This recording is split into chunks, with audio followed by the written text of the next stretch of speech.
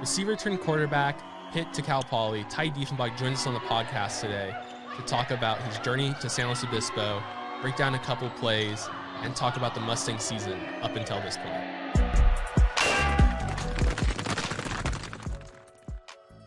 On Go Poly, but let's take a look here. I'm pretty sure they're they're fit. 5. Yeah, I was about to say they're Are they really? 4 and 5. Yeah. Damn, bro, you guys got a gauntlet, low key. I know. Big You know, Montana has 8 home games.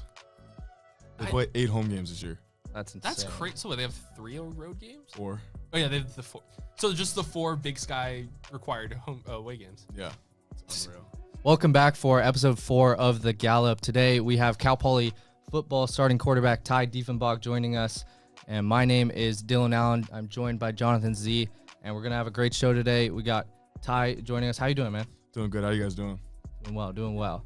The Cal Poly football will be taking on number 4 Montana this weekend. Ty will be starting at quarterback. We're going to get into a little bit of everything today, how the season's been up to this point. He transferred to Cal Poly from Pitt and took over the starting role. And we're going to be breaking down some plays against Western Oregon and kind of how the season's been building up to this weekend. They got playing a lot of ranked teams. They get Montana State the weekend after. And yeah. Yeah, absolutely. So first off, how's the body feeling? You know, you took that little bit of a knock against Stephen F. Austin. Yeah, I'm feeling good, 100%. It was a struggle though the last couple of weeks, like seeing the guys go out there and battle without me, but it's good to be back for sure. Yeah, I know. Last weekend your name was announced as the starter, and then it all of a sudden just wasn't you out there. Was that just kind of something went wrong in warm-ups, or? Well, I wasn't playing all week. It was gonna be Bo. I think they might have just messed something up, but yeah. Ty, transferring here from Pitt, what's that experience been like for you? It's been good. I mean, I love it out here. I've always heard that San Luis Obispo was a great place growing up in LA. I've never made it up here, but when I went on my visit here, I just fell in love with the town. I mean, it's great up here. What schools were on your radar when you made the decision? A lot of FCS schools. I mean, I had a couple like Group of 5, but I knew I wanted to come home and play here.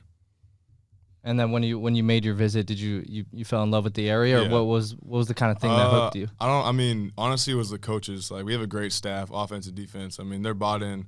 Like, I mean, I don't know. Just like me and Coach Rosie, the offensive coordinator, we clicked right away. Like, he gets me, I get him. Like, we just clicked. Yeah.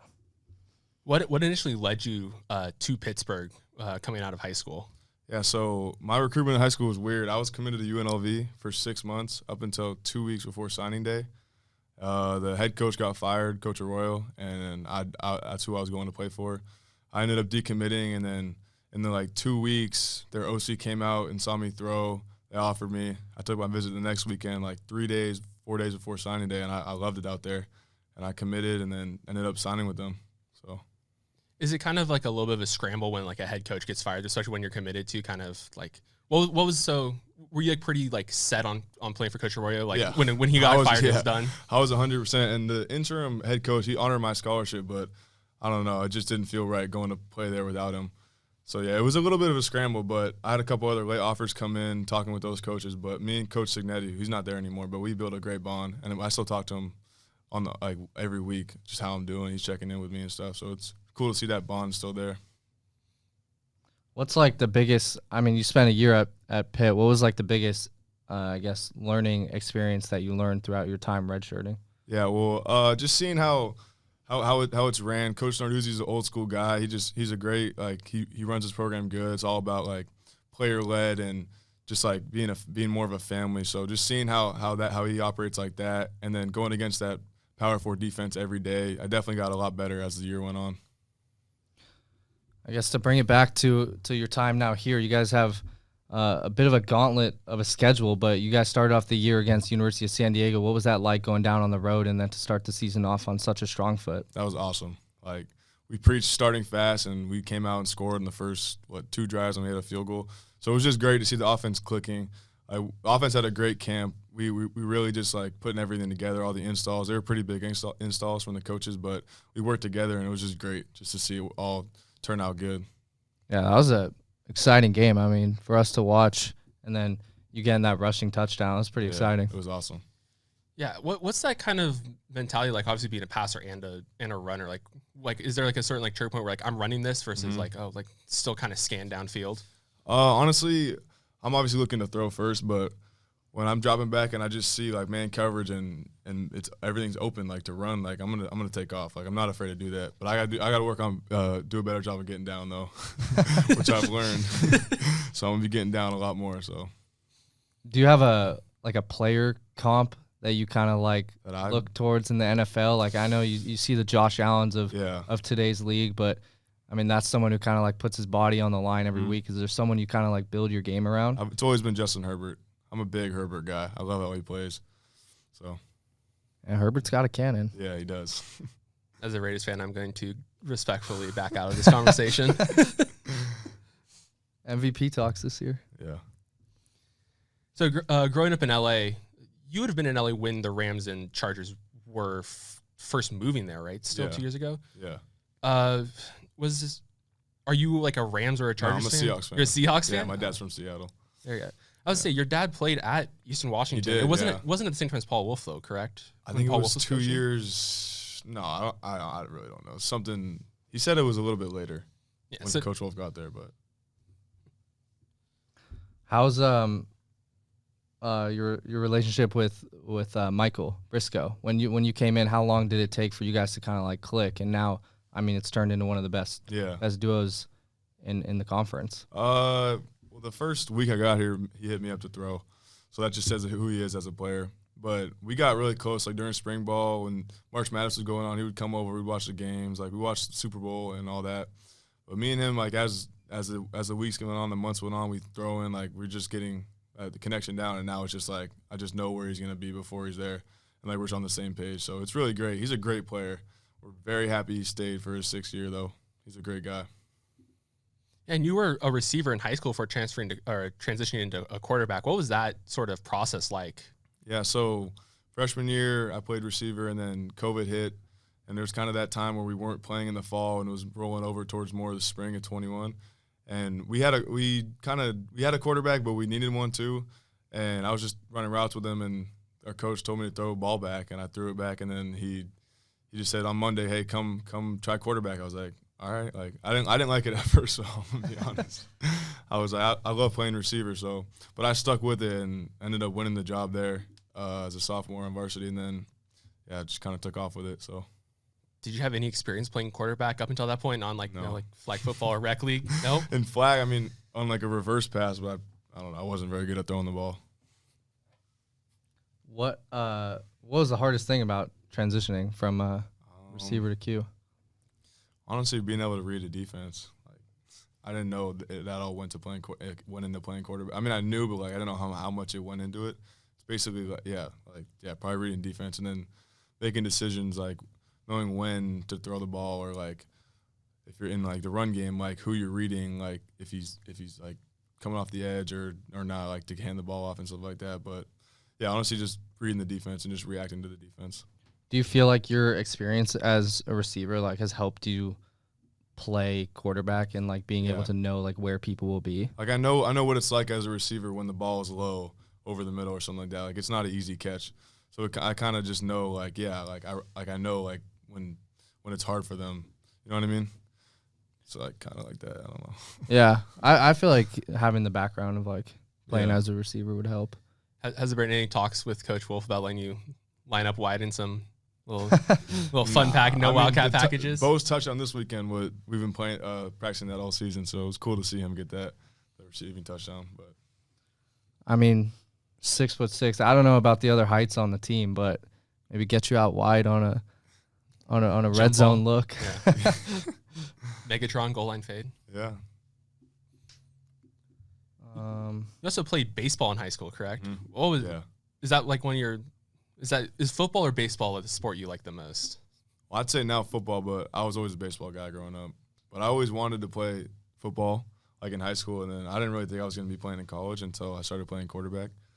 I always wanted to play like more baseball, honestly, but football I do like it better now.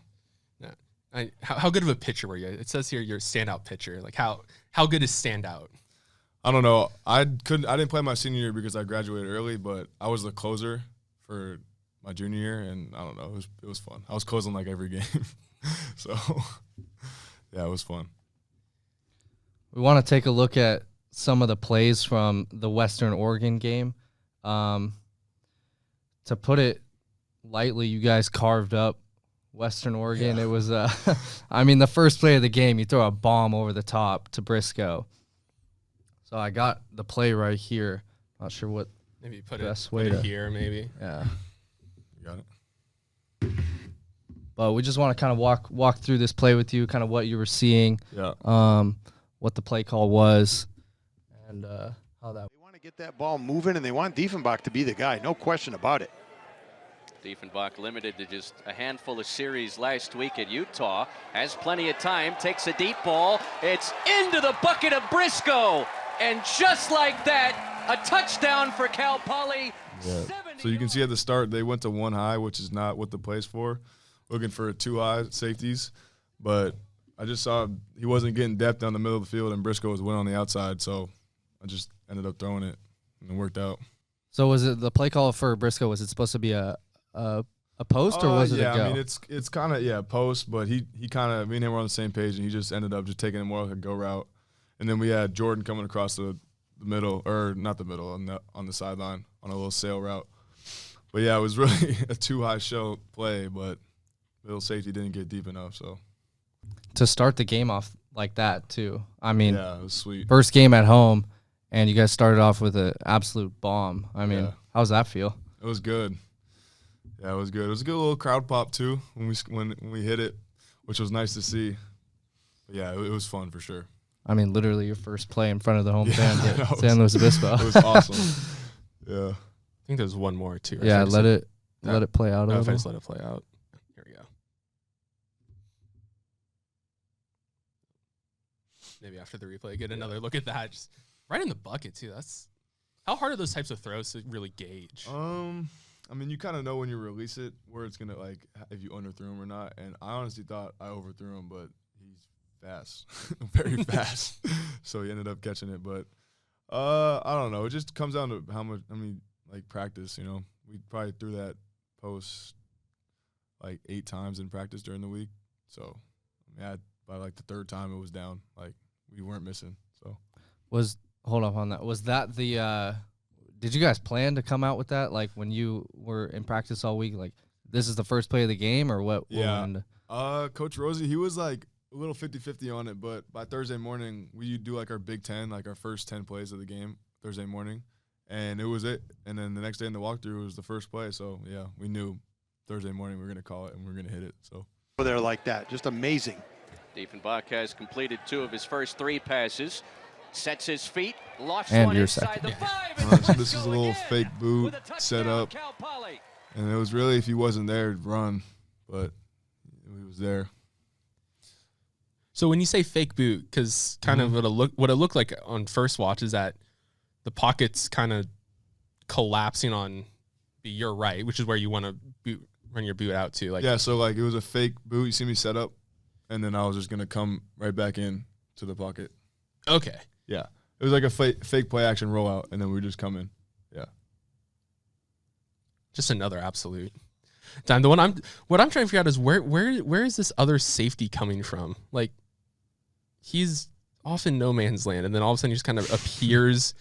Like, I think it was see if I can't I stop. think it was a linebacker. Like, where's that dude coming that from? He's guy? come from like the middle of nowhere. It seems. Was it the corner? I think it was. I think it was the corner. I think it was a corner. It's just Yeah, he got a lot of depth. Or no, he mustn't. I don't know. he got too much stuff there. I couldn't really see from the video, but Yeah, the camera didn't really pan over in time, but I mean, again, just how tight are those windows? Like, really, to like hit your receiver and not underthrow into the cornerback or over top to the yeah, safety it's help. pretty tight. But we work on those throws all the time, so that's why we're here. You know, That's a pretty perfect ball. Like, Mhm.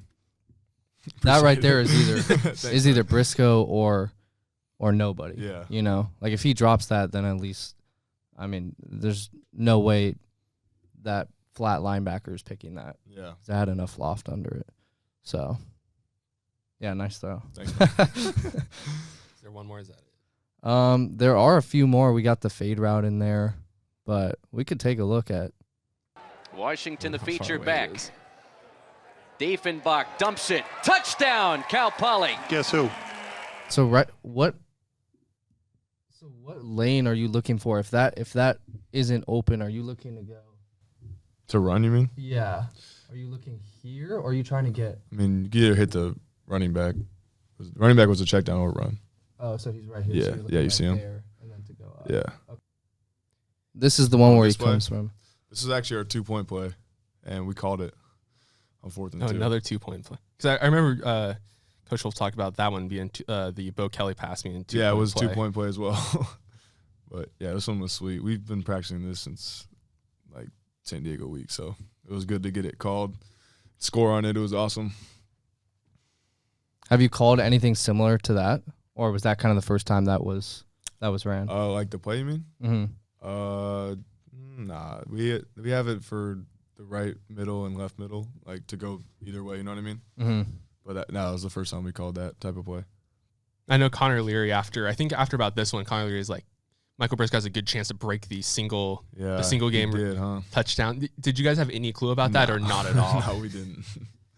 I remember there being a big conversation up in the box around halftime. It's like, are they going to let Michael Briscoe go out there I again? know. At halftime, he was done. Yeah, that's well the answer he gave to us, deserved too. second half break. Very well deserved. Yeah. Here's Ants, to Briscoe. Yeah, this is number 20 is still on him. Come on, bro. Some Western Oregon is catching it straight on this podcast. Hopefully he doesn't watch this. Yeah, that was a good ball. Yeah, I don't know why they lined up pressed with him, but it's all good. Take it. Yeah, he was probably not the best flight home. Yeah, no. I'm pretty sure they bust down here. That's what I heard. They bust down here. Oh, Yeah, I heard that's they- a long They drive. bust down here, yeah. I guess D2. Yeah, I mean- no, I think they bust down here. That's what someone said. But yeah, that was sweet too.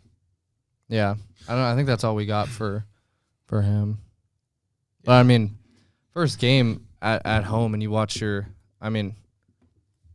get 3 touchdowns to your guy Briscoe. Yeah, I mean, what's that? How excited are you guys on the sideline to be like? it was awesome. I mean, we're more excited the San Diego game for sure. That was a lot more exciting than that game. But it was sweet. He was happy. But yeah, I don't know. It was pretty cool. Yeah, San Diego just bigger opponent Yeah, starting they the lost season to like them that. last year, and they felt like they should have beat them last year. And I was like, yeah, we're gonna go down there and beat them. And it was good. Briscoe, he after he scored that screen, and then we had the out and up to him. I think when I came back in, we were pretty sick. It was cool. And then now you guys just took on number 7 Davis. You did not play in that game, but you're prepping to play Montana and then Montana State, both who are ranked in the top 10. What's kind of the mindset heading into these next 2 games? It's just another game for us, another game that we can win. That's how we felt with Utah. Obviously, that's a tough opponent, but we went in there, I feel like we executed pretty well. Besides my pick, that was dumb, but I feel like we executed well. But this is gonna be a big test for us. Loud crowd. I mean, we're ready. I feel like we're ready. Yeah, the crowd noise has kind of been something we were talking about, but like, Yeah. what's when you're calling plays in the huddle, how much does it actually affect? It's pretty loud. Like Utah was pretty loud too. Like, are you talking about the sound at practice or just like the crowd in general? Like actually at the game. Oh yeah, it's pretty loud. It is. Yeah, and you got to make sure I try to look everyone in the eye when I'm saying the play, like scanning the huddle, just so they can hear me. Is that probably the loudest crowd that you've heard? Yeah, we played at Notre Dame my freshman year. That was pretty loud too, though. Yeah, that was loud. I can imagine. But I wasn't on the field, so I don't know. But yeah, Utah, the first third down, that was crazy. Like we were right by the student section on their sideline. I barely could hear anyone next to you. Like it was crazy. That's insane. Yeah, I mean, you're screaming at the top of your lungs, Yeah, right? Just to get the like, play. What? Yeah. Is there any sort of like nonverbal like signals you give Yeah, like in those situations? we got a lot of them. Like when we're going fast, we have a lot of hand signals and stuff. I mean, what is traveling like? I feel like it's kind of an underrated aspect of being a D1 athlete. You're traveling around a lot, especially Cal Poly. I think it's 8 away games, Yeah. right? So I mean, 7 away games. 7 or 8. Yeah. Yeah. It doesn't matter. Yeah, but like, I mean, you said you're flying out tomorrow, Yeah. Friday. Is that like typical? Yeah, so for San Diego, we went down on a Thursday, and then we did that for Stephen F. Austin as well. But tomorrow, like a day, like a travel day, like I have a meeting at 7 a.m. tomorrow, and then we have a walkthrough after that. And then we have like an hour or two to go home and then come back for the bus to the airport, get on the plane, sit there, fly, land, sit there, get on the bus to the hotel, chill, then we have dinner, and then we have meetings. So it's kind of like you're doing something all day, or you're just sitting there. Like you kind of just have to sit and just wait. You know what I mean? You guys know how it is getting on a plane. You just sit there. Yeah. Yes. I hate it. It is the worst part. Traveling. I don't know. It's cool going to new places, but I honestly don't like it. It's just a lot. So you'll get in Friday. Yeah, Friday evening. Something. Yeah. And then you got the walkthrough. You won't walk through on Friday night, right? No, we just have meetings, and then we walk through Saturday morning. Yeah. After breakfast. Yeah. We've been asking a lot of the athletes that come on what their pregame meal is. What's you got anything special that you eat or? Nah, not really. I did in high school, but now I just eat whatever at the hotel our pregame meal here is pretty good. Our nutrition staff makes a good pasta. They make like a rosemary pasta with chicken. It's good. It's really good. I like that. Yeah. That does sound pretty good. Sounds pretty good. Yeah, but night before home games, I get Mama's Meatballs. I don't know if you guys have ever been there at the Creamery. Oh, Oh, yes, yeah, I the know. one So downtown? good, yeah, fettuccine Alfredo with chicken. That's what I eat. Okay. I'll file that away. It's Have good. Have you heard the noodle place in the Creamery? No. Is it good? Yeah. Yeah. It's pretty good. I have to check it out. Kind of going back to travel. What's your favorite road trip you've ever taken? High school, college, either one. Utah was fun, but probably when we went to West Virginia, the backyard brawl. It's a big game. Yeah. We brought the whole team, and they were just throwing cans at our buses and stuff. I mean, that was cool, but like the night, I don't know. Stephen F. Austin we're kind of in the middle of nowhere, but probably Utah. Utah was sick. Was the Briscoe throw the one at the start? Would you say that's your favorite throw of the season? Do you have a favorite throw? Probably, yeah, that or the throw to Keon against Utah where we did the fake boot again, and I threw it to our sideline. That was pretty sweet. That one or the fade ball I threw before I got hurt against Stephen F. Austin. That was nice. From the one. Was the fake boot the same play as that second touchdown we were looking at? Or? Same protection, different play, though. Okay, got you. Yeah. And that was to who? Keon Salehi. Okay. 8. What's the connection been like with some of the other guys? I mean, I know we talked about Briscoe, but like the other receivers on this team, how have you guys been able to to bond? I love those guys. They're awesome. I don't know. They work hard. We worked hard all off season. Like being a new guy, they're the same. Like they have the quarterbacks here from last year. Like they already have that bond built. So just kind of being the new guy, got to work a little extra harder, to bond with them. But we have a great bond. It's awesome. It's always good fun with them. And then something I kind of want to talk about too is the like competition at quarterback. When you came in, I don't know if you were. I mean, I would assume you weren't guaranteed the starting rule. I wasn't. But how did that how that kind of competition go in like spring ball and then up until your first game? Spring ball was good. I didn't really have a good spring, if I'm going to be honest. Like I wasn't. It was hard. I was learning the offense and I was just getting used to everything. But when we got into fall camp and then they brought Anthony in before camp, they told us like, yeah, you guys are going to compete. So I don't know. It was good. It was fun competing with those guys. They're great players. And I feel like we make each other better. Like when they miss a read, we tell them, oh yeah, hey, like could have thrown this. Like yeah, I got you, or something like that. But no, it's been fun competing with those guys. They're great. They definitely bring out the best in all of us. So it's been fun. And now, like in practice, like does that still? Yeah, we compete every day. Yeah. We're competitors. You know what I mean? Like we try to make better throws than each other and stuff. It's fun. Yeah, definitely. What's the relationship like with the defense? Oh, it's awesome.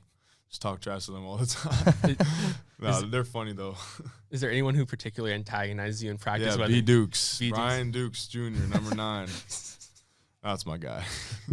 Is he pick you off a lot, or He did in spring. Yeah, he did. He did a lot, but not anymore. Is he still talking about that or He not? brings it up all the time. I play 2K with him all the time. He's always bringing it up. I'm like, bro, come on, dude. He brought it up on his podcast. I was like, dude, come on. You beat him in 2K and then he brings up the pick. Oh, yeah. Exactly. Whoop him in 2K. is there anyone else you beat in 2K or just him? Nah, he only Just- play 2K he's with him. Yeah. What do you guys play? My Park? Yeah, my career. Yeah. It's fun. It's like saw Amon Ross, St. Brown. Yeah, He was up to he's in like there. Yeah. Oh, but B-Duke did a face scan, so his guy looks like him. It's so funny. Does it actually look like? Yeah, Because it like looks exactly like him. I know that the 2K face scan isn't the greatest. No, they're sometimes. good. It's- This year it's good. Yeah, the new one just came out. It's really good. The face scan's funny. what are we on now? 26? 26. Yeah, Yeah. 26. Yeah, it's nuts. That covers You that don't cover like art. You don't like it? It kind of sold. Yeah. It's not the greatest one I've seen. You guys play? Nah, I used to. I Yeah, stopped. same. I think the last one I played was 2023. I think was the last one I played. Yeah. Play a little of the show though. Oh, yeah? Yeah. Big baseball guy? Yeah. Yeah. Is Madden a common like thing around the locker room? Nah, I No. hate Madden. No. Yeah. I don't Well, play Madden. Oh, you know the Madden Center's coming in, Yeah, right? I know, yeah. You gotta be. I love John Madden. Don't like his game. I'm just bad at it. Everyone says you play quarterback, you should be good at Madden. It's just not true. Those computer guys do some crazy stuff on there's- defense. There's some things that don't make sense in that Yeah. game. And Yeah. Another thing I want to ask, like specifically as a quarterback, like how much film do you look at? You know, you guys are playing Montana this Yeah. weekend. How much film would you say you've looked at for this game? Yeah, I try to watch a little bit every day, but there's some days where I watch more than others. It's mostly like for me, I watch like based off coverage wise, like for formation and then like downs. So I would say it's a decent amount of film we watch, and then me and a couple other quarterbacks we watch film together. Like if they see something, they tell me and stuff. But we have to do our little scouting reports that we send to Coach Rosie. Actually, it's due at 5 today, so mine's done though. I just gotta send it to There him. you go. Yeah. But nah, I mean, watching film is good. Coach Rosie says, yeah, I get paid to draw pictures and watch movies, so it's a good way to think about it. But nah, it's fun. You think it's like, is it more than? So when did you start prepping for this For game? Montana, it's Sunday afternoon. And then from here until I think that's what are we at? 4 days later? Would you say it's like Yeah. above 10 hours? Yeah. Yeah, for sure.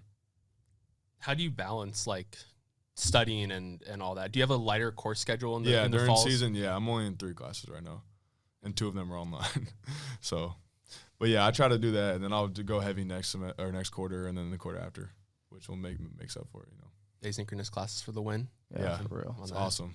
It's awesome. Cheat code. Yeah. And then as for like install, when you guys are Mm-hmm. looking at film throughout the week, if you guys see something that you kind of think you guys can expose, when does that get like? Do you have late Yeah. installs as Yeah. soon as like Saturday morning? Yeah, we not that late, but Saturday morning he could say, "Oh, we're gonna do this," but we get 3 installs a week, every week. So the biggest one's Monday night, which gets sent out like 7:30 at night for Tuesday practice, which is like Tuesday work day is when we run everything. But this week it was a decent amount, and then the Tuesday night install is like a 3rd down red zone, and then the Thursday is like trick play and then 2-point. I actually installed a play this week, so be on the lookout for that. I won't tell you what it is, but I'll tell you after. All right. Yeah, it's a good play. I was gonna ask like how like receptive are the coaches to you bringing your own plays to the table? You guys know what PFF is? Pro Football Focus? Yeah, or- it's like Yeah. it has all the clips. So like they're in there trying to get clips from other teams. But I saw a clip from a game and I showed it to him. He's like, "Yeah, we'll put it in. It's a good play." From the NFL, you mean? No, college. PFF does Yeah, they do college Yeah, ball? they Yeah. do. Really? I didn't realize they had the clip base for it though. Yeah, they have every game on there. Oh, I did not know Yeah, that. that's sweet. It's Or, good to know. Yeah. And then you said you guys run Chick-fil-A. Yeah. How much of this offense would you say is like compared to like another thing I want to ask? It's like the Pitt offense is this like completely different? Like Not really. I mean, everyone kind of runs the same plays, just different names. You know what I mean? Like there's plays here that we ran there with different names. Yeah. Yeah. Have you ever called a play using Pitt terminology? I did in spring ball. I was going on the cadence at Pitt. Like we go on sniper, and I was calling it Sunday because that's what we called it at Pitt. I was like on Sunday, and he's like, "What's Sunday?" It's like, my bad, coach. Yeah. Was that like a big challenge, like kind of losing all the Pitt terminology and getting the Cal Poly terminology? Yeah. I mean, like if I hear a name, I'll think of like, oh, that was that play at Pitt. But nah, I mean, it wasn't that hard. How long did it take for? I mean, you came in. When did you get to? January. You got here in January. Yeah. And then did you immediately start studying the playbook as soon as you got here? Or He didn't really have it finished until like late January, and we started spring ball early this year. Like I think early February, we started spring ball. So it was like 3 weeks before spring ball got the playbook. Yeah. And then we were in spring ball. You do all the installs. I think we had 5 or 6 installs for spring ball, and then we had 4 bigger installs for fall camp, which are like just same plays. You know what I mean? Yeah. So when you say playbook, like it's like a physical book of plays, right? We did, but now it's all on Teamworks. We use Teamworks now, and it's all in the files there. But it was physical, yeah. Like how big was it? Like kind of like that. Jeez. Maybe a little bit. I don't know, something like that. Yeah, That's a lot of crazy. formations. Yeah. That's also if you had to get done in 3 weeks. That's Yeah. Yeah, that is a lot. It's a lot of studying. Yeah. At least you had winter break to do it. Or no, you've got here after winter break, right? Yeah. Anything else you want to talk about, John? I think we touched everything Yeah. I wanted to touch on. Any Ty, you got anything else? I'm good. Okay. All right. Well, let me close it out and then we'll All right, wrap bet. it up. Well, thank you so much for joining us, Ty. It is Cal Poly starting quarterback. Taking on Montana this weekend. They got Montana State next weekend. Thank you so much for tuning into another episode of the Gallop, and stay tuned for more content coming out shortly. Once again, my name is Dylan Allen, Jonathan Z, and thank you to Ty Dieffenbach for joining us Thank today. you, guys.